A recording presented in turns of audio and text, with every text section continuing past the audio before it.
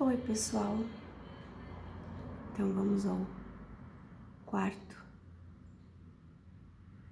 Não sei se o último. O livro tem muitos outros capítulos, mas eu vou fazer um zipado. E no último capítulo que a gente leu juntos, eu falei para vocês da nossa mudança pro centro-oeste do Brasil. Lá a gente passou por alguns perrengues, né? Digamos assim. E a saúde do Lucas teve uma melhora muito grande ao chegar no clima seco, que foi em Sorriso, no Mato Grosso. Só que lá eles tinham, pelo menos, né, há 20 anos atrás, o costume de fazer queimadas. E isso debilitou a saúde dele e a gente acabou saindo de lá e indo para Goiânia. Em Goiânia, estávamos todos desempregados.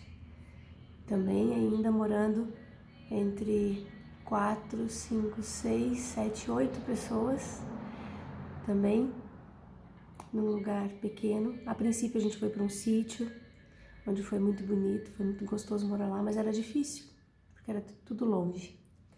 E depois a gente foi mais para o centro. E lá, apesar de estarmos todos desempregados, né, tentamos todos uma empresa. Aí estava trabalhando meu pai, meu ex-marido e o meu irmão. Entre altos e baixos a gente conseguiu sobreviver por um tempo. Até que novas mudanças. Porque eu engravidei. Sim. Mais um novo integrante chegando nessa nave. Hoje já tá com 20 anos. E teve um momento de muito, meu Deus do céu, o que tá acontecendo? A gente tá sem trabalho, a gente tá sem perspectiva. A saúde do Lucas melhorava sim, mas ele sempre sorrindo. Helena, que já estava com quase 4 anos, um doce de criança, com as suas artes de criança, lógico, mas ela sempre muito sorridente, muito carinhosa. E vem o Pedro. Mas quando a gente tem a fé, que eu falei pra vocês da última vez, a gente até se abala, dá uns tremelico, mas respira fundo e vai, né? E tudo foi se ajeitando, tudo foi se organizando. O meu ex-marido na época recebeu uma proposta de trabalho no interior de Goiás. Fomos para Cristalina e lá fomos só eu, ele e as crianças, porque os meus pais resolveram voltar para o sul, mais objetivamente para Curitiba. Aí foram eles e o meu irmão, já casado. E nós ficamos no Centro-Oeste. Meu irmão, na verdade, foi pra Bahia. Olha que doido. Um pra lá, outro pra cá, outro pra lá, outro pra cá. Uns no sul, outros na Bahia, outros no Goiás. Mas aquela coisa de como é que estão, como é que não estão, né? Enfim. As situações, elas vão acontecendo para nos fazer crescer. Mas as situações com o Lucas se apertaram um pouco mais. Não pela saúde dele em si, das pneumonias, nem das convulsões, ele não as tinha mais. Mas ele começou com um quadro grave de... Ele gritava, gente, dia e noite, noite e dia. E os médicos achavam que era porque ele estava com alguma dor, tipo uma gastrite, alguma coisa assim, porque ele tomava 7 medicamentos. Mas nada fazia passar. A Helena estava com 7 anos, o Pedro estava com 3 e o Lucas com 11.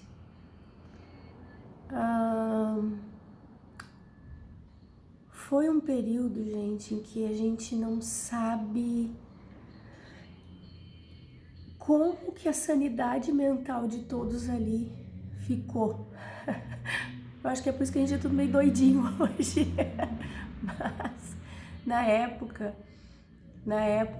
teve que ter um amparo do alto, porque não teria como se aguentar. Meu ex-marido, na época, ele trabalhava das 6 da manhã, meia-noite é modo de dizer, mas até tarde da noite, né? E eu ficava mais tempo com as crianças, não conseguia trabalhar porque eu estava sem um apoio tático. Então eu fazia trabalhos em casa, tipo artesanato, digitação para o pessoal das escolas, das faculdades, né? E assim eu ia colaborando nas despesas da casa e cuidando dos três, né? Da casa e eles. Foi um momento para mim que eu confesso para vocês, se não fosse o olhar dos meus filhos, do Lucas, da Helene e do Pedro, era da onde eu tirava eu sou a mãe, deixa eu levantar a cabeça aqui, deixa eu fazer o que eu tenho que fazer. Porque foi bem desafiador para mim. Não vou falar por ninguém, vou falar por mim. Foi bem desafiador. Porque ali começou a acontecer situações onde o meu casamento começou a chegar ao fim.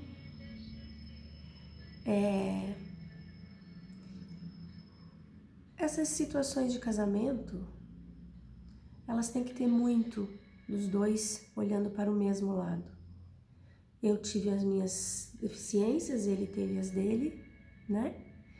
Mas os filhos foi o que manteve a amizade, no caso. Hoje ele segue o caminho dele, eu sigo o meu.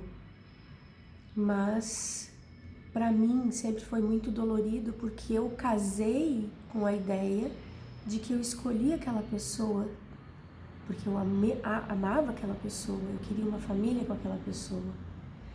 E na minha cabecinha romântica, eu ia viver até velhinha e morrer do lado dessa pessoa. E não foi o que aconteceu. E eu olhando à volta, ok, isso não aconteceu. Eu vou rever o que eu fiz, o que eu não fiz, mas não tem mais como continuar com o que aconteceu. Então, houve a separação. Resolvemos tentar mais um pouco. Viemos para Curitiba. Ali, Lucas, Pedro e Helena sempre mostrando que eles são pessoas diferentes. São seres especiais na minha vida. Porque a maturidade deles, a alegria deles, sempre me deu força. Eu entendo quem não quer ser mãe, quem não quer casar, ou quem não vê mais na família algo forte ou bonito, bom, mas é a minha visão até hoje, de que família, filhos é muito bom. E sempre que eu olhava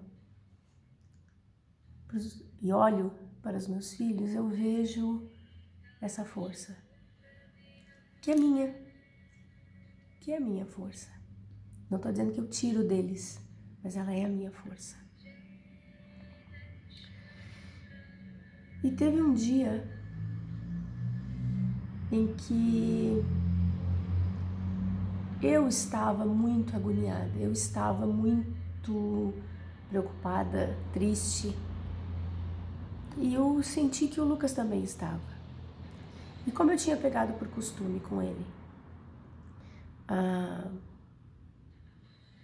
que não é ruim, é remédio, eu peguei ele no colo e fomos dançar.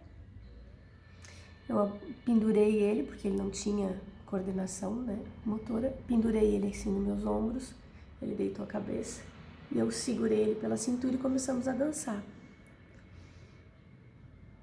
E eu ali comecei a chorar.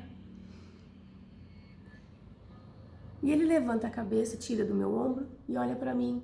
E ele tá chorando também. Por quê? Não sei. Mas a gente compartilhou deste olhar. Um olhar empático. Um olhar de calma. Eu também tô aqui. Também tá doendo. Mas vai passar. E isso me veio à tona de novo ontem, quando diversas pessoas, ontem foi o dia, diversas pessoas me pediram orações, envio de reiki, porque estavam passando por situação A, B ou C. Alguns me ligaram chorando, mandaram mensagem chorando, falando da sua angústia. E eu lembrei daquele olhar.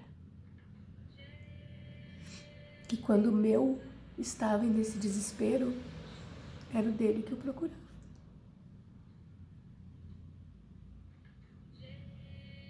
E hoje isso se perpetua diante do meu olhar para a vida e para todas essas pessoas. Então eu os convido a dançar a vida, a dançar o que está acontecendo.